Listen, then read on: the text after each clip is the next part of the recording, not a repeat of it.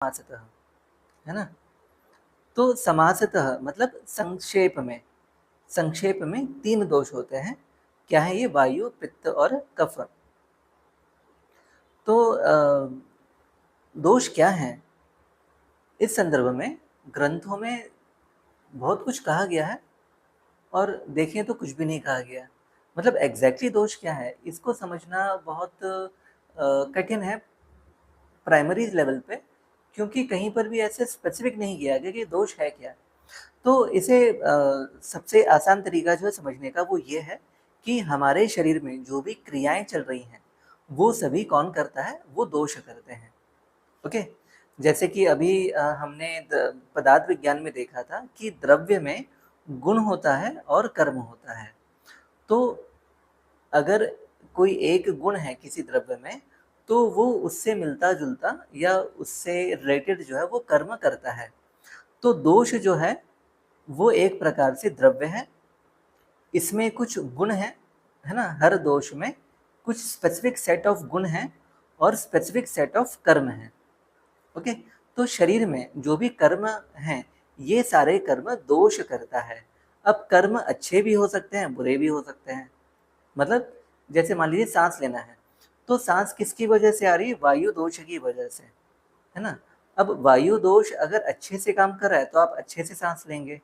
वायु अगर विकृत हो गया तो पता चला कि आपकी सांस फूलने लगी, या मान लो आप सांस अंदर ही नहीं आ रही है, या मान लो आप एकदम इस प्रकार से बहुत मुश्किल से सांस ले पा रहे हैं। क्यों? क्योंकि इसका जो कर्म है सांस लेना ये बिगड़ गया है। तो शरीर में जो भी कर्म है, जो भी एक्टिविटी है वो सारा का सारा दोष करता है। और दोष को समझने के लिए कैसे समझते हैं?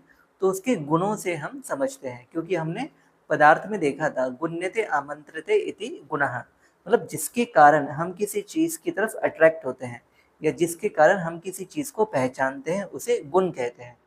तो दोष को भी हम गुण से ही पहचानते हैं और कर्मों से पहचानते हैं। बाकी दोष का इंडिपेंडेंट पहचानना बहुत ज़्यादा डिफिकल्ट है। तो यहाँ पर अरुण दत्त एक इम्पॉर्टेंट बात बता रहे हैं कि व्याधि का प्रतिकार है ना, जो हमने यहाँ देखा था चिकित्सा, मतलब धातुओं को, दोष धातु मल को हम स्टेबल करते हैं उसे कहते हैं व्याधि प्रतिकार।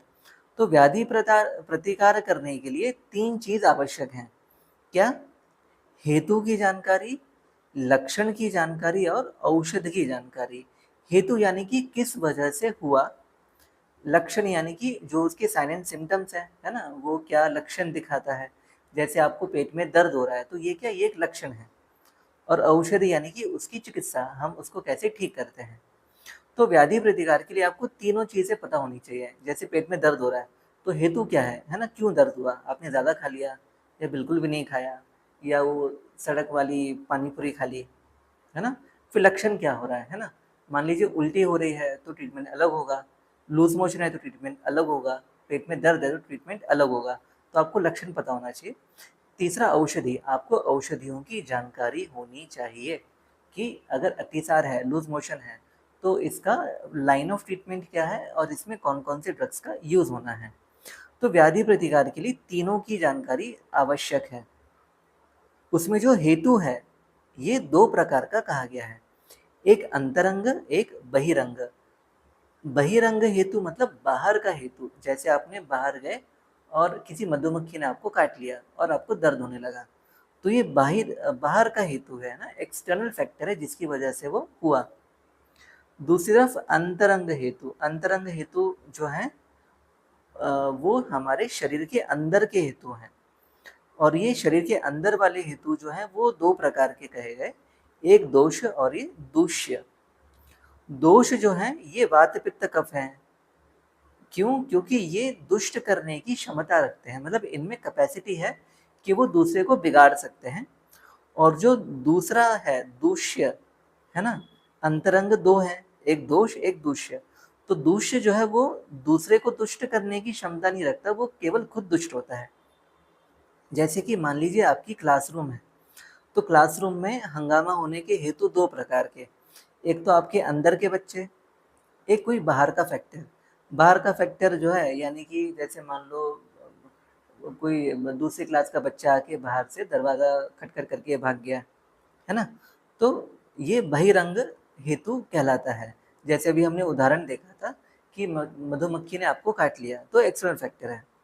और अंतरंग मतलब हमारे अंदर के जो फैक्टर हैं, जो हमारे क्लासरूम के बच्चे हैं, तो ये 2 प्रकार के होते हैं। एक तो दोष, इनमें क्षमता होती है दूसरों को दुष्ट करने की, है ना? कुछ स्पेसिफिक बच्चे होते हैं, यही सारा क्या कहेंगे कांड करते हैं, है ना? यही दूसरों को पिन मारते के और मतलब जो भी उत्पात मचाने का काम है, तो इसकी शुरुआत केवल ये गिने-चुने लोग करते हैं। तो ये जो गिने-चुने लोग हैं, इनके समूह को हम दोष कहते हैं।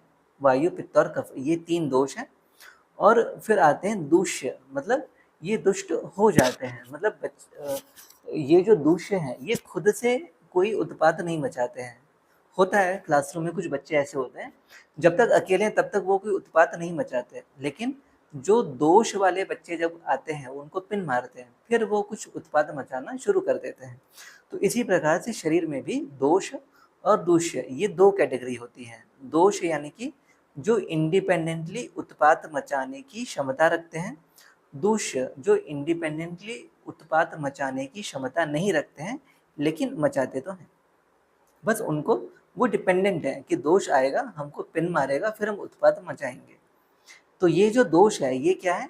वायु, पित्त और कफ 3 समासतः, मतलब शॉर्ट में 3 है, मतलब वायु, पित्त, कफ 3 शॉर्ट में हो गए। विस्तार में क्या है? विस्तार में इनके भी 5-5 सब टाइप्स होते हैं। हम आगे देखेंगे इनके सब टाइप्स। तो विस्तार में इनके 5 सब टाइप्स भी होते हैं, पर ये पहला चैप्टर है, इसीलिए हम शॉर्ट में केवल इन 3 का डिस्क्रिप्शन यहाँ पे कर रहे हैं। तो ये 3 क्या करते हैं? विकृत होने पर शरीर को नष्ट करते हैं, और अविकृत होने पर, मतलब जब ये नॉर्मल होते हैं, तब शरीर को वर्तन यानी कि धारण करते हैं। वर्तयंती का अर्थ क्या होता है?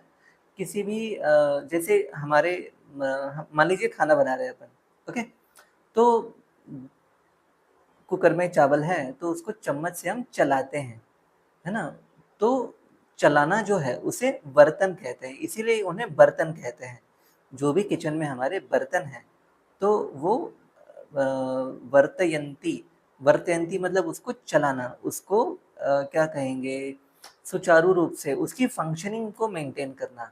तो अगर दोष जो है वो विकृत नहीं है, तो शरीर को वो चलाते हैं, उनकी जो फंक्शनिंग है ना? जैसे पहिया घूम रहा है, तो उस पहिए को जो घुमाने का काम है वो कौन कर रहा है?